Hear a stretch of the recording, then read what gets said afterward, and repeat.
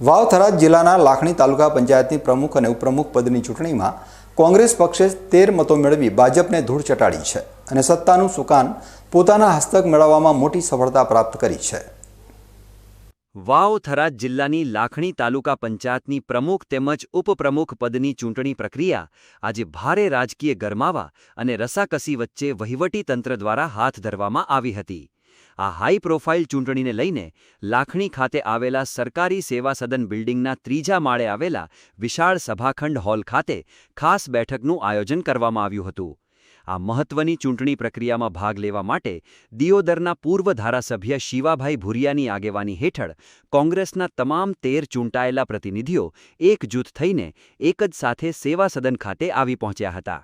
સમગ્ર લોકશાહી પ્રક્રિયા નાયબ જિલ્લા વિકાસ અધિકારી બી.કે. ગઢવીની ગરિમામયી ઉપસ્થિતિ અને દેખરેખ હેઠળ યોજાઈ હતી, જેમાં કોઈ અનિચ્છનીય ઘટના ન બને તે માટે કચેરીની બહાર અને અંદર ચુસ્ત પોલીસ બંદોબસ્ત ખડકી દેવાયો હતો।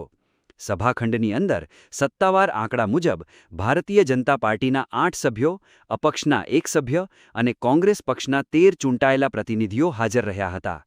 ચૂંટણી અધિકારી સમક્ષ દાવેદારી નોંધાવવાની પ્રક્રિયા શરૂ થતાં જ કોંગ્રેસ પક્ષ તરફથી પ્રમુખ પદ માટે મમતાબેન જીગરકુમાર ઠાકોર અને ઉપપ્રમુખ પદ માટે વર્ષાબેન તેજાભાઈ રબારીએ પોતાના ફોર્મ રજૂ કર્યા હતા, જ્યારે તેની સામે શાસક ભાજપ તરફથી પ્રમુખ પદ માટે નરસિંહભાઈ કાનાજી રબારી અને ઉપપ્રમુખ પદ માટે કચરાજી સુરાજી ઠાકોરે પોતાની સત્તાવાર દાવેદારી નોંધાવી હતી। ત્યારબાદ હાથ ધરવામાં આવેલી ગુપ્ત મતદાનની પ્રક્રિયાના અંતે પરિણામો જાહેર કરાયા હતા, જેમાં ભાજપના પ્રમુખ અને ઉપપ્રમુખના ઉમેદવારોને ફાળે માત્ર 9 મતો જ આવ્યા હતા, જ્યારે તેની સામે કોંગ્રેસના પ્રમુખ પદના ઉમેદવાર મમતાબેન ઠાકોર અને ઉપપ્રમુખના ઉમેદવાર વર્ષાબેન રબારીને 13 મતો મળતા ચૂંટણી અધિકારી દ્વારા તેમને પ્રચંડ બહુમતીથી સત્તાવાર રીતે વિજેતા જાહેર કરવામાં આવ્યા હતા। આમ લાખણી તાલુકા પંચાયતની નવીન બોડીમાં પ્રમુખ અને ઉપપ્રમુખ બંને પદો પર મહિલાઓ વિજેતા બનતા પંચાયતનું સમગ્ર શાસન હવે આ બહેનોના મજબૂત હાથમાં આવ્યું છે, જેને લઈને સ્થાનિક મહિલાઓમાં પણ ભારે ખુશી જોવા મળી રહી છે। આજરોજ તાલુકા પંચાયતની જે સામાન્ય ચૂંટણી યોજાઈ હતી તે બાદ ગુજરાત તાલુકા પંચાયત પ્રમુખ ઉપપ્રમુખ ચૂંટણી નિયમો 1994 મુજબ પ્રથમ બેઠકમાં પ્રમુખ અને ઉપપ્રમુખની વરણી માટે આજની બેઠક યોજાઈ હતી।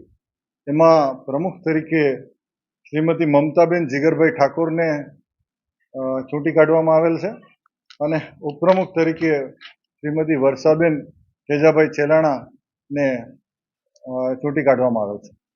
લાખણી તાલુકા પંચાયતમાં કોંગ્રેસ પક્ષના પ્રમુખ અને ઉપપ્રમુખ વિજેતા બન્યા હોવાનો સમાચાર વાયુ વેગે પ્રસરતા જ બનાસકાંઠાના લોકપ્રિય સાંસદ ગેનીબેન ઠાકોર અને જિલ્લા કોંગ્રેસ પ્રમુખ ગુલાબસિંહ રાજપૂત ખાસ વિજેતા ઉમેદવારોને શુભેચ્છાઓ પાઠવવા માટે લાખણી ખાતે દોડી આવ્યા હતા। તેમણે સેવા સદન બહાર એકત્રિત થયેલા સેંકડો કાર્યકરોના વિજય ઉત્સવમાં ભાગ લીધો અને લાખણી તાલુકાની જનતા તેમજ અડગ રહેલા પક્ષના તમામ એકનિષ્ઠ કાર્યકર્તાઓનો હૃદયપૂર્વક આભાર માની મોં મીઠું કરાવ્યું હતું। આ પ્રસંગે કોંગ્રેસના નેતાઓએ જણાવ્યું હતું કે લોકશાહીમાં જનતાનો જનાદેશ જ સર્વોપરી છે અને લાખણીની જનતાએ જે ભરોસો મૂક્યો છે તેના પર આ નવી બોડી ખરી ઉતરશે। કચેરી પરિસર કોંગ્રેસના સમર્થકોના સૂત્રોચ્ચાર અને અબીલ ગુલાલની છોડોથી ગુંજી ઉઠ્યું હતું અને વાજતે ગાજતે નવીન મહિલા પ્રમુખ અને ઉપપ્રમુખનું ભવ્ય સ્વાગત કરી સરઘસ કાઢવામાં આવ્યું હતું। સમગ્ર રાજ્યમાં જિલ્લા અને તાલુકા પંચાયતની સ્થાનિક સ્વરાજની ચૂંટણીમાં પ્રમુખ અને ઉપપ્રમુખની ચૂંટણીની આજે જે ચૂંટણી પંચે તારીખો નક્કી કરેલી હતી એ પ્રમાણે આજે લાખણી તાલુકા પંચાયતના પ્રમુખ તરીકે આપણે મમતાબેન જીગરભાઈ અને ઉપપ્રમુખ તરીકે વર્ષાબેન આ બંને કોંગ્રેસ પાર્ટી તરફથી બંને પ્રમુખ અને ઉપપ્રમુખમાં ચૂંટાણા છે। એમને અભિનંદન આપું છું અને લાખણી તાલુકાની સમગ્ર જનતાનો આભાર માનું છું, તમામ મતદારોનો આભાર માનું છું કે એમને તાલુકા પંચાયતમાં સ્પષ્ટ બહુમતી એ કોંગ્રેસ પાર્ટીને આપી છે। જનતાએ એમની જે જવાબદારી હતી એમને જે ભરોસો મૂકવાનો હતો એ કામ પૂરું કર્યું। હવે પછી જવાબદારી કોંગ્રેસ પાર્ટીની અને અહીંના અમારા આગેવાનોની છે।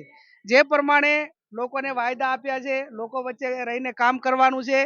સરકાર ભલે હોય કે ના હોય પણ તાલુકા પંચાયતને જે મળતા અધિકારો છે, ગ્રાન્ટો છે અને તમામ સમાજોને સાથે રાખીને ચાલવા માટેની જે અમારી ભાવના છે એ ભાવનામાં તમામ તાલુકા પંચાયતના સભ્યો અને તાલુકા પંચાયતના પ્રમુખ ને ઉપપ્રમુખ એ લોકોના વાયદામાં ખરા ઉતરશે.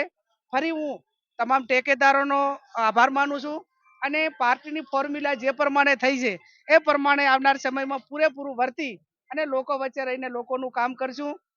એક તરફ 5માંથી 4 તાલુકા પંચાયતોમાં ભાજપે સત્તા જાળવી રાખી છે, ત્યારે લાખણી અને પાલનપુરમાં કોંગ્રેસે મેળવેલી આ ભવ્ય જીતથી કોંગ્રેસના કાર્યકરોમાં એક નવો રાજકીય સંચાર થયો છે અને આગામી સમયમાં ગ્રામીણ સ્તરે વહીવટી મોરચે મોટો ફેરફાર જોવા મળશે તે નક્કી છે.